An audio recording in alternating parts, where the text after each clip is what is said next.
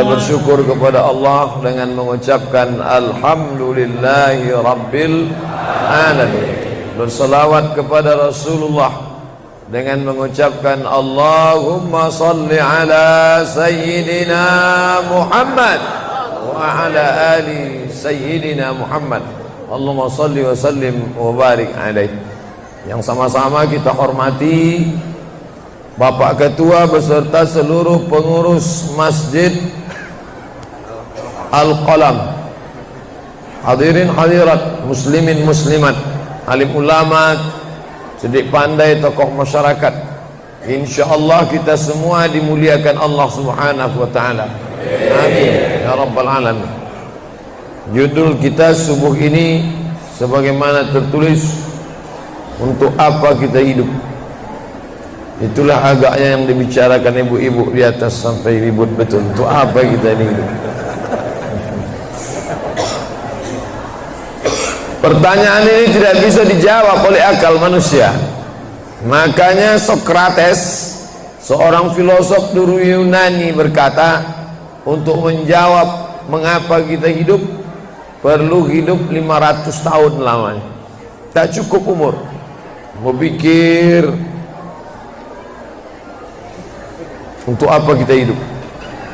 Sampai akhirnya karena tidak sanggup akal itu menjawab, maka diutuslah Nabi Muhammad sallallahu alaihi wasallam. Mata saya hanya bisa melihat apa yang ada dalam masjid ini saja. Saya tak tahu berapa banyak jamaah di luar. Maka karena mata ini terbatas, saya ini manusia yang lemah. Telinga juga hanya bisa mendengar apa yang dibicarakan sekeliling dan atas saja. Apa yang dibicarakan orang di luar sana saya tak tahu. Maka saya manusia yang lemah. Akal juga begitu, tidak bisa menangkap saya ini habis mati nanti mau kemana. Maka saya manusia lemah.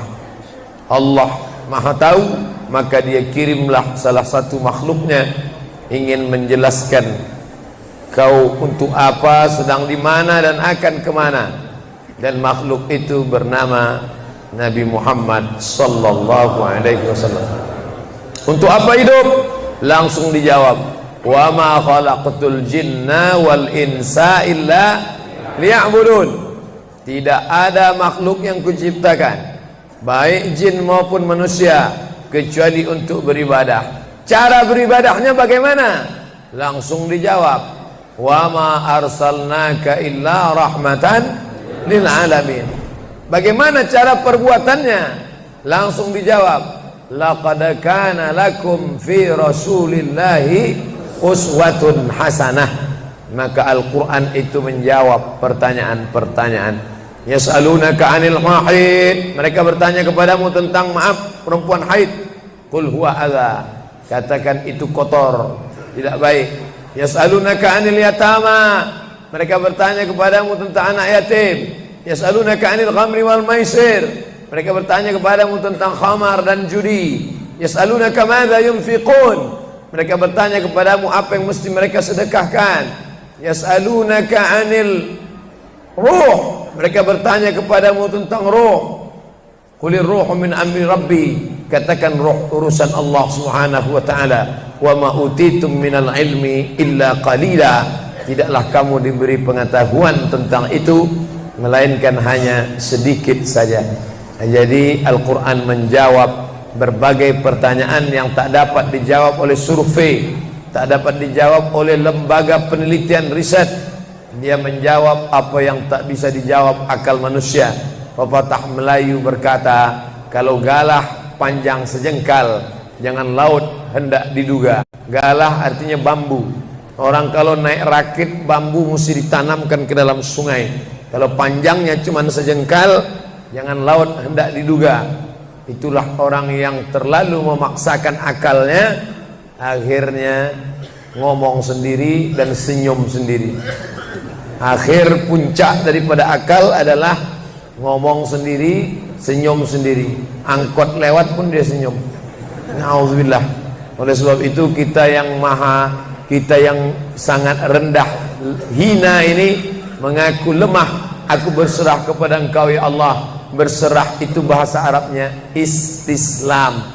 Makanya kita ini tadi mengaku di hadapan Allah hanifan musliman, aku condong kepada kebenaran, musliman, dan aku hanya berserah diri kepada Engkau ya Allah ya Rabbal Alamin. Makanya apa kata Allah kita ikut. Padahal ini akhir pekan, weekend, maunya santai, tapi kita ikut apa kata Allah Subhanahu wa taala. Bangun subuh ikut. Padahal ini mestinya santai di rumah, tidur-tiduran, membalaskan sakit hati hari Senin, hari Selasa, hari Rabu, hari Kamis, hari Jumat. Ini hari Sabtu, tapi justru hari Sabtu bersusah payah, berdingin-dingin di luar. Bahkan kabarnya jam 3 sudah ada yang datang ke masjid ini. Bahkan ada yang mabit di samping danau. Bayangkan itu, orang mabit di Musdalifah, mabit di samping danau. Oleh sebab itu maka ini apa yang membuat makhluk ini bisa begini, itu semua adalah orang-orang yang mengerti untuk apa kita hidup. Karena hidup adalah untuk beribadah. Bangun tadi dari tidur langsung beribadah. Buka mata, ibadah pertama adalah zikir. Alhamdulillahillazi ahyana ba'dama amatana wa ilaihin nusyur. Masuk kamar mandi, tempat najis, kotor, bau, kotoran, tempat setan, tapi tetap menjadi ibadah. Dalam WC-nya pun ibadah. Dia masuk lagi ke kiri, dia katakan Allahumma inni a'udzubika minal khubusi wal khaba'is. Keluar dari kamar mandi itu ibadah juga. Dia langkah kaki kanan, dia katakan ghufranaka, ghufranaka, maafkan aku ya Allah. Mengapa dia minta maaf keluar dari WC? Karena selama di WC dia tidak menyebut Allah. Lidah yang diciptakan untuk beribadah, selama di dalam tidak beribadah, maka ibadah di dalam WC hanya hatinya saja berzikir. Tak boleh menyambut seruan azan. Terdengar suara azan masuk ke WC, Allahu Akbar, Allahu Akbar, Allahu Akbar. Oh, tak boleh. Tak boleh mengucapkan salam. Assalamualaikum, Nabi diam. Assalamualaikum, Nabi diam. 3 kali diucap, Nabi diam. Selesai keluar dari toilet, WC, barulah Nabi menjawab Waalaikumsalam warahmatullah. Karena tidak boleh menyebut nama Allah, maka minta ampun keluar dari WC. Karena lidah yang semestinya dipakai untuk menyebutmu ya Allah, berzikir mengingatmu ya Allah, tadi tak kupakai selama beberapa menit di dalam. Maka dia katakan ghufranaka. Lalu kemudian melihat wajah di cermin, mana tahu ada kotoran di mata. Jangan sampai kita berjumpa sama orang di masjid, orang senyum, kita senyum, yang disenyumkan orang kita. Maka lihat dulu baik-baik. Maka ketika melihat wajah, dia pun menjadi ibadah. Allahumma kama hassanta khalqi fahassin khuluqi. Sebagaimana kalau kau sudah perbaiki bentuk ciptaanku ini menjadi sempurna, maka perbaikilah akhlakku ya Allah. Lalu setelah itu berangkat dari rumah menuju masjid, beribadah juga. Bismillahi tawakkaltu ala Allah, la haula wala quwata illa billah. Setiap langkah kaki ke Masjid Al-Qalam ini bernilai 1 langkah menghapus dosa. Langkah kedua mengangkat derajat. Langkah ketiga menghapus dosa. Langkah keempat mengangkat derajat. Tidak tanggung-tanggung, derajatnya diangkat Allah. Siapa yang duluan datang langsung dapat di depan. Tapi ada orang terlambat tetap tinggi juga derajatnya. Mana dia? Ini yang di atas. Siapa bilang perempuan direndahkan, dihinakan? Perempuan dimuliakan.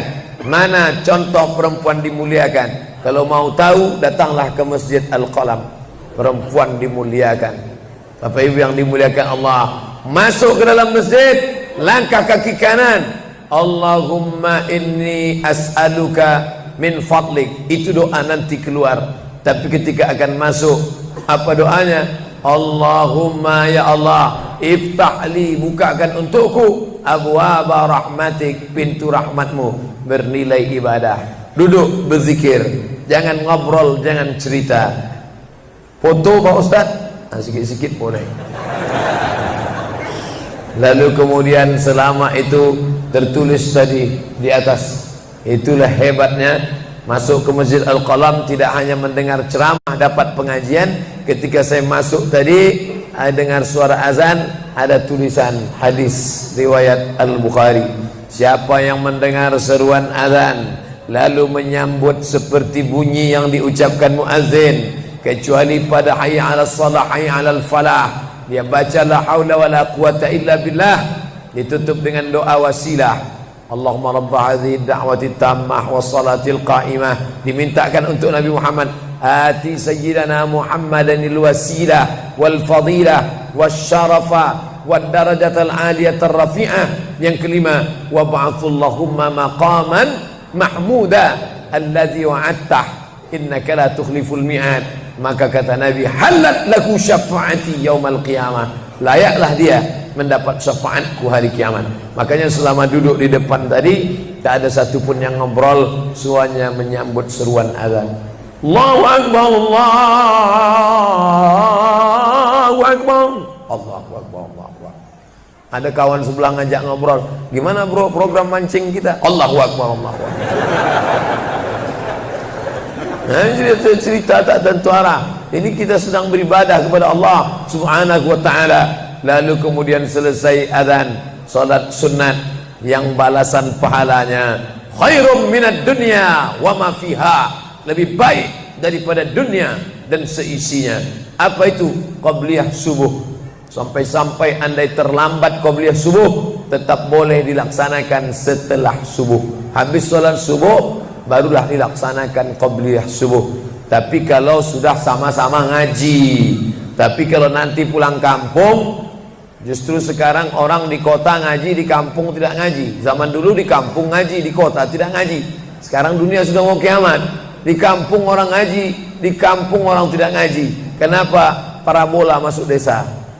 Oleh sebab itu maka kalau di kampung itu tidak ada pengajian, mereka tidak tahu bahwa qabliyah subuh diganti setelah subuh. Nanti pas mau bulan puasa pulang kampung, jangan qabliyah subuh setelah subuh, karena nanti loh apa tuh, sejak tinggal di Bekasi ikut aliran sesat. Dia tidak tahu bahwa sholat qabliyah subuh itu jangan sampai tinggal. Andai tertinggal tetap dilaksanakan setelah sholat subuh. Ayatnya diatur. Ayat pertama, qul ya ayyuhal kafirun. Ayat yang kedua, qul huwallahu ahad, Allahu samad, lam yalid wa lam yulad wa lam yakul lahu kufuwan ahad. Andai masuk ke dalam masjid, kebetulan jamnya langsung nampak kelihatan, iqamat tinggal 2 menit lagi, iqamat 2 menit, tak mungkin sholat 4 rakaat. Pilihannya tahiyatul masjid atau qabliyah, qabliyah atau tahiyatul masjid. Kalau melaksanakan tahiyatul masjid tidak dapat qabliyah, tapi kalau melaksanakan qabliyah automatically dapat tahiyatul masjid. Oleh sebab itu andai terlambat, waktu tinggal 2 menit, maka laksanakanlah qabliyah subuh. Tapi jangan gara-gara ini terlambat terus. Yang paling afdal cepat datang. Apa kata jamaah? Yang lambat kan ustaz, kami cepat datang. Bapak-ibu yang dimuliakan Allah Subhanahu wa ta'ala, selesai itu salat subuh. Kalau qabliyahnya lebih baik daripada dunia dan seisinya, apalagi salat subuhnya. Begitulah. Kalau qabliyahnya saja yang pendek ayatnya lebih baik daripada dunia dan seisinya, apalagi salat subuhnya. Lalu pahala salat subuh itu apa? Tak ada yang tahu.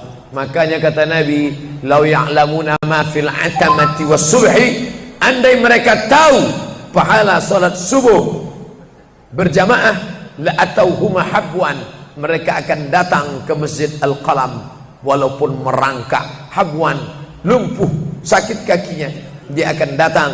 Kursi roda tak ada, yang mendorong tak ada, datang dia ke masjid ini walaupun merangkak. Kenapa mereka tidak datang?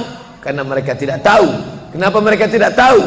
Karena mereka memang tidak cari tahu dan tak mau tahu. Dan sampai masanya mereka nanti akan menyesal saat melihat orang-orang mendapatkan balasan. Muttaqiina fiha 'alal araik, mereka duduk di atas kursi-kursi istana surga tersenyum melihat orang-orang yang dulu tak peduli pada sholat subuh. Mudah-mudahan kita semua istiqamah insyaallah. Jadi Ustadz, kalau hidup ini cuma untuk ibadah, sholat, masjid, baca Quran, zikir, gimana kami mau mencari nafkah? Gimana kami mau buka ruko? Gimana kami mau bisnis? Gimana kami mau tanam kelapa sawit? Gimana kami mau proyek batubara? Gimana kami mau ternak ikan? Ini mesti difahami bahwa ibadah itu dibagi dua. Satu namanya ibadah mahdhah, pure, original, murni, tidak bercampur dengan apa-apa. Yang satu lagi tidak ibadah tapi bernilai ibadah. Nah, ini mesti dipahami. Bapak yang masuk kantor dari jam 8 pagi sampai jam 4 sore itu ibadah. Karena kalau itu tidak ibadah, habislah waktu kita. Makanya yang bekerja niatkan ibadah. Sehingga kalau istrinya nanya, "Mas kok lama pulang?" Ibadah nih, Mas. Tapi jangan gara-gara ini di kantor itu ibadah, lalu ketika azan di masjid kantor berkumandang, hayya 'alas shalah, dia terus ngetik, "Mas, ayo ke masjid." Enggak, ini pun juga ibadah. Kau ibadah aja ke sana, aku ibadah di sini. Itu juga enggak benar. Karena ibadah itu dibagi dua. Satu yang murni, pure, tidak bercampur dengan apapun, namanya ibadah mahdhah, salat, baca Quran, zikir, iktikaf. Tapi ada satu lagi tidak ibadah, tapi kalau diniatkan dia bernilai ibadah. Termasuk ibu-ibu yang hamil 9 bulan 10 hari, itu ibadah. Kalaulah 9 bulan 10 hari itu tidak ibadah, betapa tidak adilnya Allah. Masa kita yang duduk-duduk di masjid dapat pahala ibadah, dia yang muntahnya, yang ngidamnya tak dapat ibadah. Tadi malam begitu sampai di airport langsung SMS masuk, "Ustadz, keluar dari pintu berapa? Ini ada perempuan ngidam mau ketemu."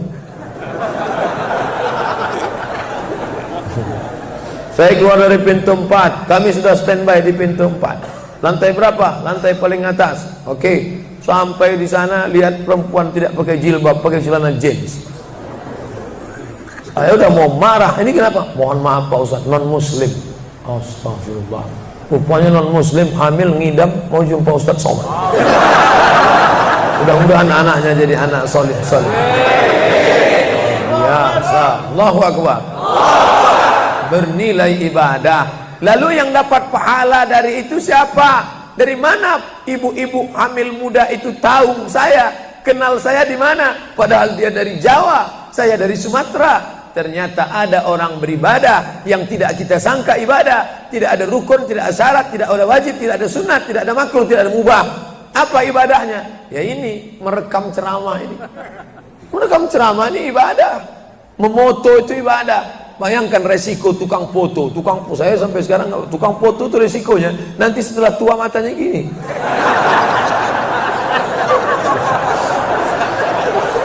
Tapi kalau mereka niatkan ikhlas untuk ibadah, maka insya Allah sehat walafiat. Ini sampai sekarang yang banyak moto-moto ustadz itu mana ada matanya tetap aja sehat. Kenapa? Karena diniatkannya untuk ibadah. Hidup ini kalau berniat ibadah tidak ada capeknya, tidak ada lelahnya. Kenapa? Karena mengharapkan balasan dari Allah. Ilahi anta maksudi wa ridhaka matlubi. Yang kumaksud hanya Engkau ya Allah, dan ridhamu lah yang kucari. Suatu ketika saya sampai di sebuah kabupaten kota, saya tanya ke Pak Bupati, "Pak, ya, kenapa Bapak buat PNS hari Kamis pagi? Pagi Kamis buat pengajian tabligh akbar. Apa manfaatnya menurut Bapak sebagai pimpinan daerah?" Ternyata Ustadz Somad, kami sudah coba formula macam-macam untuk PNS ini. Pertama kami undang motivator dari Jakarta. Akhirnya di gedung hotel dengan biaya mahal. Lalu kemudian dengan infocus, suara menggelegar. Semangat, semangat, semangat. Keluar dari situ lesu. Motivatornya pulang, pegawai letoy.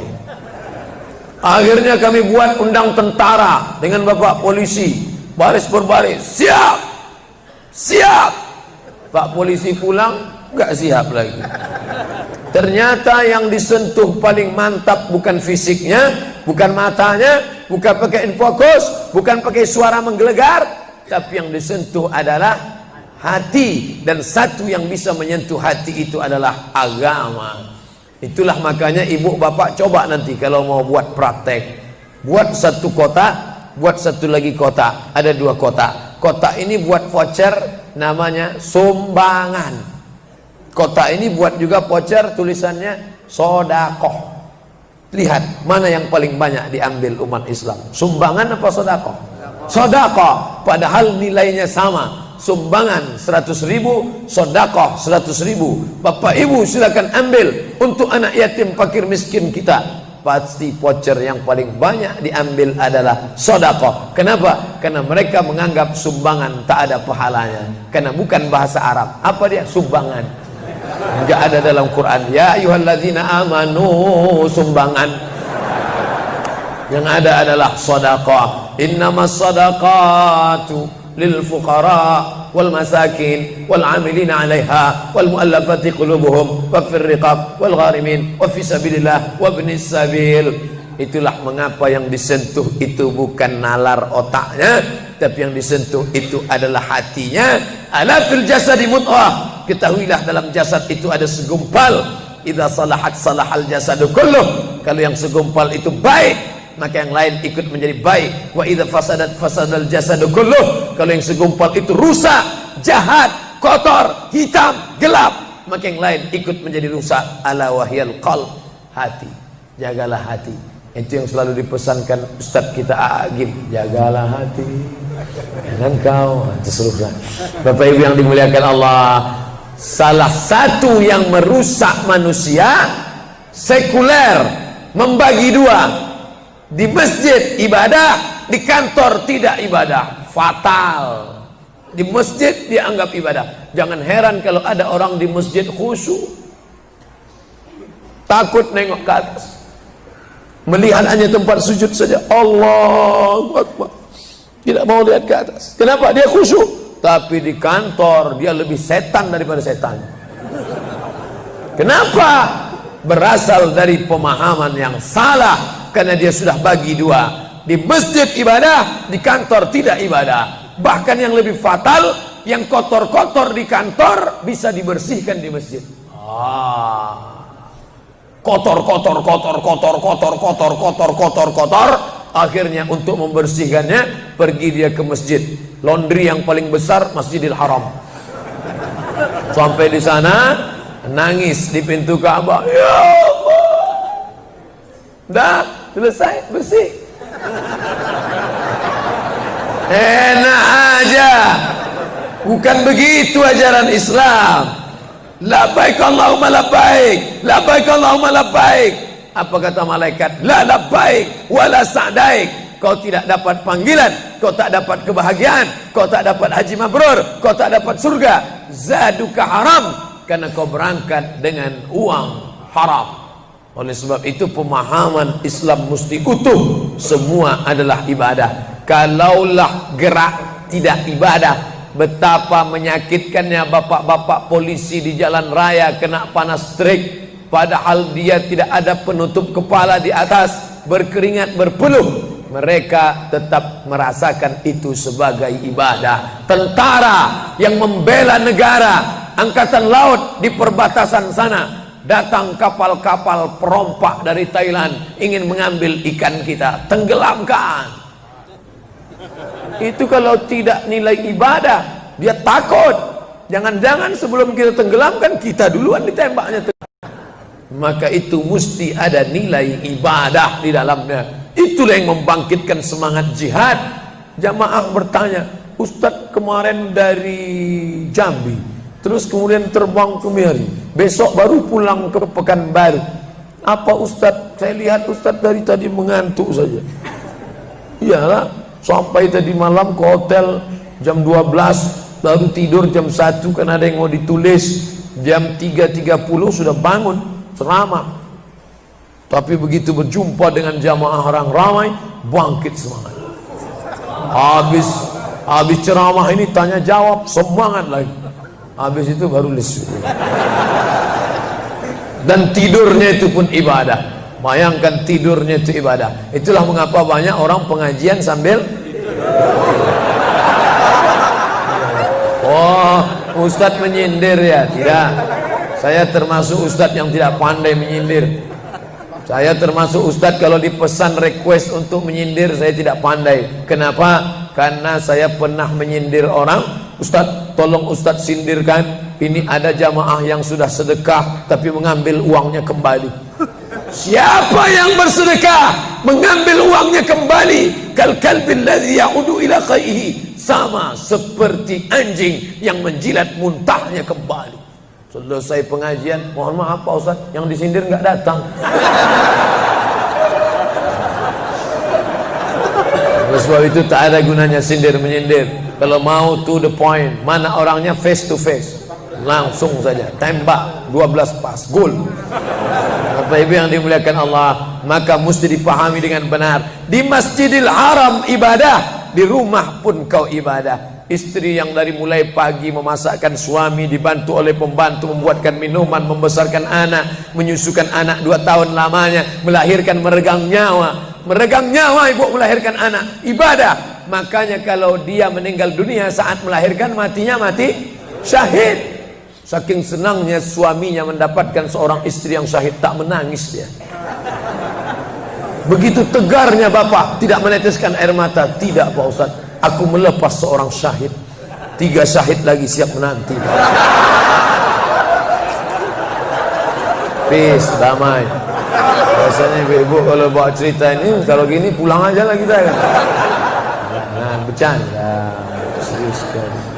Nah, tapi yang saya katakan tadi itu semuanya ibadah badan. Melangkah dari rumah, ibadah badan. Membukakan mata, ibadah badan. Mendengar ceramah, ibadah badan. Membaca Quran, ibadah badan. Berzikir, likulli sulama minkum sadaqah. Setiap tulang-tulang sendi ada sedekahnya. Subhanallah, subhanallah, subhanallah, subhanallah, subhanallah, subhanallah. Itu ibadah badan. Tapi ada bukan ibadah badan. Apa dia? Itulah yang 7 macam. Zakat, wakaf, infak, sedekah, wasiat, hibah, ghanimah. Nah, itu ibadah harta. Mana yang lebih banyak? Ibadah harta apa ibadah badan? Ibadah badan. Kalau ibadah harta tak banyak. Zakat, wakaf, infak, sedekah, wasiat, hibah, ghanimah, rampasan perang. Tapi kalau ibadah badan, setiap gerak adalah ibadah. Makanya kita mesti bergerak. Likulli harakah barakah. Setiap ada gerak pasti ada berkah. Makanya tak boleh tidak bergerak. Air sumur kalau tidak ditimba, air itu akan busuk, butek, warnanya pun tidak ada seperti minyak di atas. Mata air mesti terus berganti. Darah harus tetap mengalir, jantung harus tetap berdetak.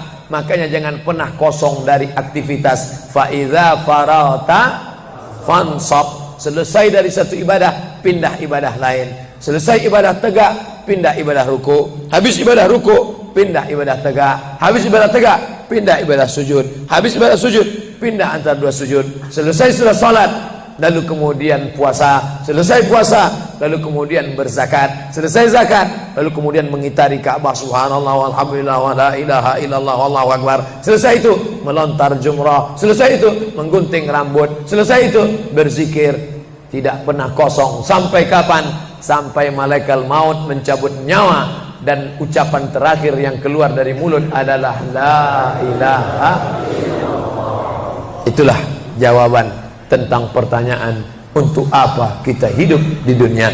Nanti kalau ada anak, ibu, bapak, tetangga, kawan, sahabat, andai tolan bertanya, untuk apa kita ini hidup? Tak usah jawab, putarkan aja videonya. Itulah enaknya zaman sekarang. Kalau dulu mesti diingat. Saya dulu pulang sholat Jumat, mak saya manggil, sini ya mak, ceritakan apa isi khutbah khotib tadi di masjid. Gini. Itulah awal saya ceramah. Jadi saya paham mengapa saya menjadi ceramah sekarang. Dan saya tidak pernah merasa menceramahi bapak ibu. Saya tidak pernah merasa mengguru-gurui. Saya hanya seperti seorang anak sedang bercerita pada ibunya saja. Tadi mak, kata khotib itu begini. Anak sekarang enggak. Apa kata khotib tadi? Ini MP3-nya mak.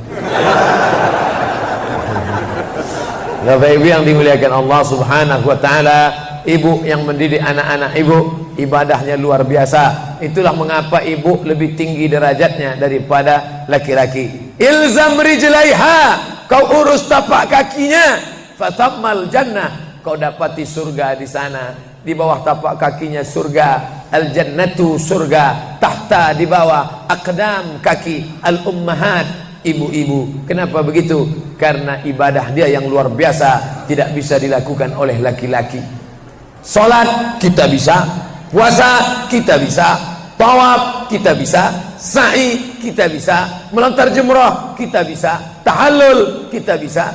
Tapi ada yang kita tak bisa. Apa dia? Mengandung kita tak bisa. Siapa yang mau coba mengandung, keluar dari sini, ambil bola voli, ikat di perut. Melahirkan kita tak bisa. Siapa ingin coba melahirkan, keluar dari sini, telanlah jeruk bulat-bulat. Habis itu keluarkan bulat-bulat. Menyusukan kita tak bisa, dan itu ibadah. Tapi bukan ibadah mahdhah. Dia tidak selevel dengan sholat, zakat, puasa, haji. Tapi ibadah ini berkualitas. Ibadah badan sudah, ibadah harta sudah. Ada ibadah yang terakhir, yang ketiga. Kalau ibadah badan berkeringat, lelah, capek. Ibadah harta, duit habis. Tapi ada ibadah satu lagi, tak nampak di mata. Apa dia? Ibadah hati. Itulah dia ikhlas. Orang yang ikhlas tak tampak. Ikhlas, ridha, qanaah, tawakal, zikir, muhasabah, muraqabah, tazkiyatun nafs, mensucikan hati dari penyakit hati, riya, sum'ah, takbur, sombong, hasad, busuk hati. Itu ibadah. Kenapa begitu? Disitulah letak adilnya Allah. Man bana masjidan, siapa yang bangun masjid, banallah mislahu baitan fil jannah, dibangunkan Allah untuknya satu istana di dalam surga. Bapak ibu yang ikut membangun masjid ini, mudah-mudahan diberikan Allah Ta'ala balasan melimpah ruah. Kami nggak bisa Pak Ustaz, jangankan bangun masjid, buat rumah kami aja kami nggak bisa. Allah Maha Adil. Kalau kau tidak bisa dengan ibadah harta, maka engkau dengan ibadah tangan. Apa dia? Ikut gotong royong masjid. Nampak ada pembangunan masjid, ikut ngecornya, pasangnya, tapi dengan syarat menyelesaikan masalah. Jangan buat masalah. Man shalla isnatai asyara rakaat, siapa yang salat 12 rakaat fil yaumi wal lailah, sehari semalam, bunyalahu bihinna baitun fil jannah, dibangunkan untuknya satu istana di dalam surga. Sama macam orang yang bangun masjid, salat 12 rakaat. Kamu bisa bangun masjid? Bisa. Bagus. Kamu? Saya nggak bisa. Amal saya apa? Tenang, ada amal. Allah Maha Adil. Salat 12 rakaat. 2 rakaat sebelum subuh, 4 rakaat sebelum zuhur, 2 rakaat setelah zuhur, 2 rakaat setelah maghrib, 2 rakaat setelah isya. 12 rakaat. Saya nggak bisa Pak Ustadz, sedang terbaring di rumah sakit, kaki sakit, kepala sakit, hati sakit, jantung sakit. Stop, jangan lanjutkan. Aku tak sampai hati mendengar penderitaan. Jadi amal saya apa Pak Ustadz?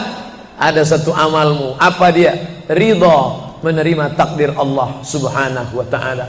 Sakit Pak? Tidak. Kenapa? Sakitku hilangkan, hatiku ridha. Man lam yasbir bi balai, siapa yang tak sabar dengan bala ujianku, walam yarda bi qada'i, yang tak ridha dengan takdirku, falyatlub radban siwaya, carilah Tuhan selain aku. Kau sabar, kau ridha menerima itu. Apa balasannya? Lebih hebat daripada balasan orang yang bangun masjid, lebih besar daripada balasan 12 rakaat salat. Innama yuwaffas sabiruna ajrahum bighairi hisab. Orang yang sabar itu balasannya bighairi hisab, tak dapat dihitung, tak dapat dikira, unlimited. Begitulah Allah Maha Adil. Untuk apa kita hidup? Hidup untuk beribadah. Ibadah apa yang kita lakukan? Ibadah badan, ibadah harta, ibadah hati. Yang sudah melaksanakan tiga-tiganya, alhamdulillah. Yang baru melaksanakan satu, tambah. Yang satu pun belum, innalillah.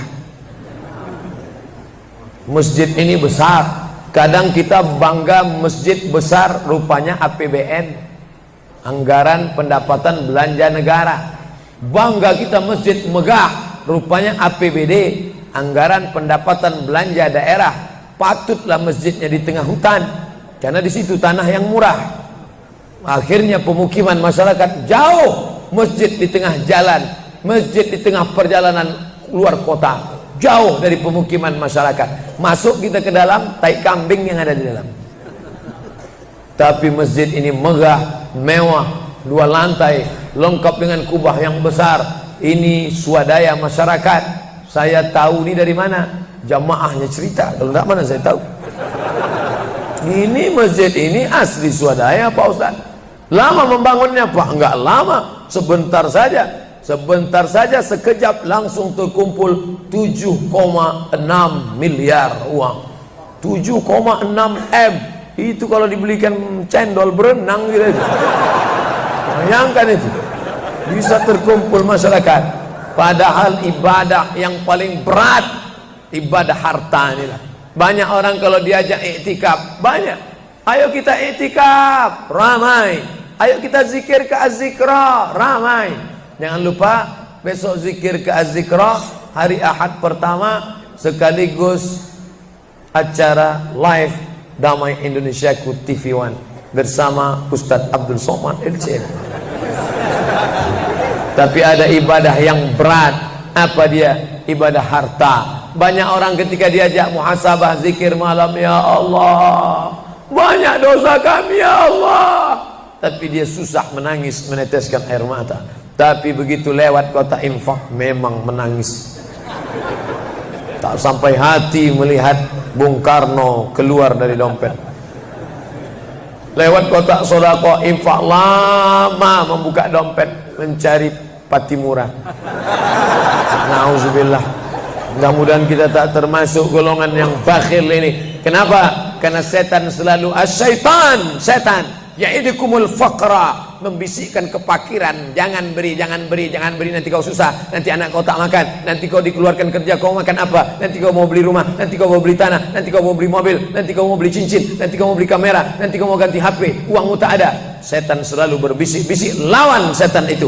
Qul a'udzu birabbinas, malikin nas, ilahin nas, min syarril waswasil khannas, alladzi yuwaswisu fi sudurin nas, minal jinnati wan nas. Hanya saja kalau yang berbisik itu setan, kita baca ayat kursi, insya Allah dia kabur. Ini yang berbisik ini kawan kita. Kita bacakan ayat kursi, hafal pula dia dari kita lagi.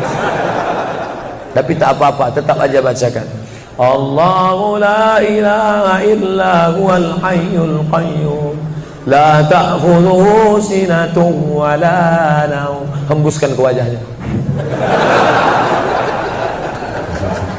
Bapak Ibu yang dimuliakan Allah, setelah ibadah 3 ini kita lakukan, ibadah badan sudah, sholat subuh sampai melimpah ruah ke belakang. Saya dengar suara hati tadi, lapor, tenda sudah penuh, sudah melimpah ke jalan. Masya Allah. Ibadah harta sudah 7,6 M. Ibadah hati sudah, sabar, ridha, qanaah, tawakal. Tapi jangan lupa, datang merusak yang 3 ini, perkelahian, merusak ukhuwah Islamiyah. Masjid yang besar, kalau sudah kelahi di dalamnya, tinggal kelahi, tak lagi ada persatuan. Masuk masjid bukan baca doa pintu masuk masjid, malah masuk masjid ngelihat kira-kira dia di mana ya. Oh dia di sana, gua di sini lah. Oh di sini, dia di sini. Sampai akhirnya satu hari terlambat, lupa ngelihat. Allahu Akbar, rupanya dia di samping. Jangan kelahi. Wa'tasimu bihablillah. Berpegang teguhlah dengan tali Allah. Tali Allah itu apa? Al-Quran dan Sunnah. Apalagi ulama, nggak ngerti Quran, nggak ngerti Sunnah, tanya ulama. Al-ulama warasatul anbiya. Wa'tasimu bihablillah, berpegang teguh dengan tali Allah. Wala tafarraqu, jangan berpecah belah. Coba lihat bunyi ayatnya. Andai ayat itu sampai bihablillah titik sudah cukup. Berpegang teguhlah dengan cara tali Allah, cukup. Mengapa ujungnya wala tafarraqu, jangan berpecah belah?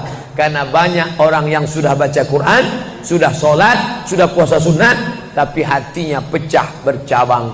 Galah patah boleh disambung, kaca retak boleh direkat, hati rusak kemana obat akan dicari. Oleh sebab itu kalau ada fitnah-fitnah, tabayun, klarifikasi.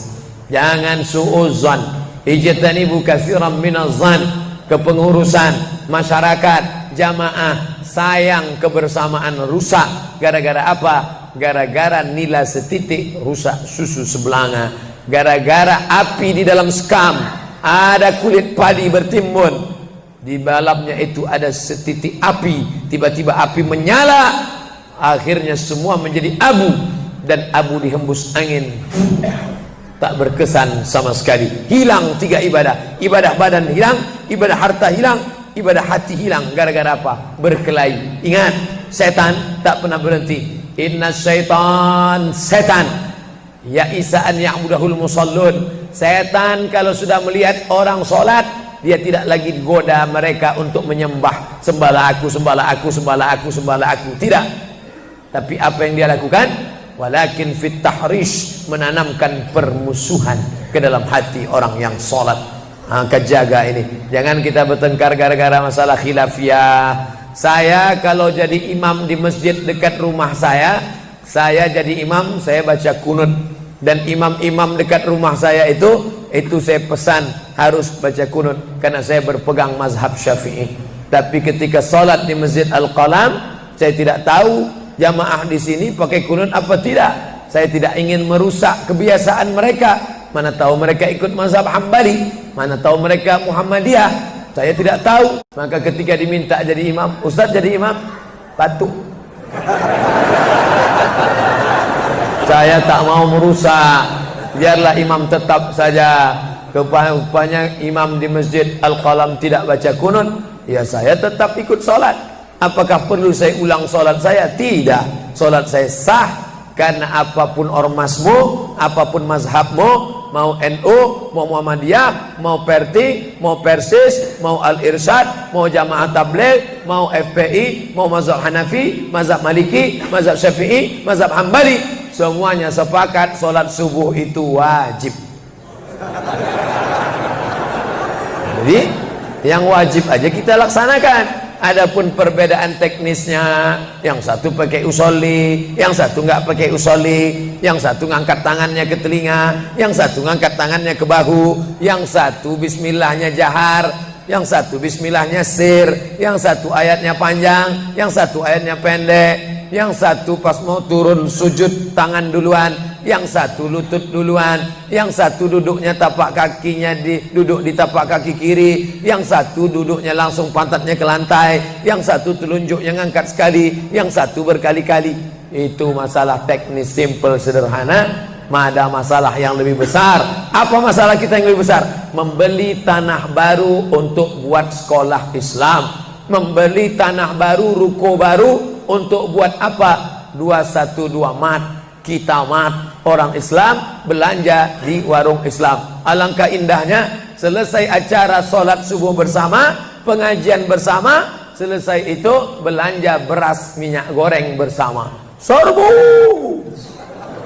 sehingga bangkitlah ekonomi umat. Berapa pegawai bisa ditampung bekerja, langsung membeli beras ke tempat-tempat tanaman masyarakat, sehingga mereka tidak menjadi korban rentenir. Musim menanam diulur, kasih pinjaman pupuk, pinjaman tanah, masa musim panen ditarik, mereka menjadi korban rentenir lintah darat, disedot darah mereka sampai kering dan mati. Kita selamatkan dengan apa? Dengan market. Masjid punya market. Saya beberapa kali meresmikan market punya masjid di Masjid Raya Batam, Masjid Agung Batam. Itu di bawahnya ada super mini market untuk menjamaah. Kemarin pulang dari Pulau Bintan, itu juga meresmikan. Di Dumai begitu juga. Ini 212 Mart, terserah namanya apa. Ada 212 Mart, ada namanya Kita Mart, atau bisa juga buat Somart. Nah, bisa juga.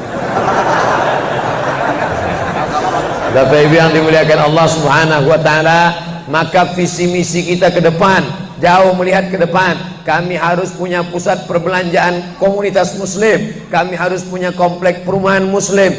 Nah, ini semua yang akan menyelamatkan kita. Kalau sudah begitu, maka mengertilah untuk apa kita hidup, dan setelah itu kita pun mati dalam keadaan tenang. Baru anak kita bisa berkata, mari kita antar jenazah almarhum Abdul Somad menuju tempat peristirahatan terakhir.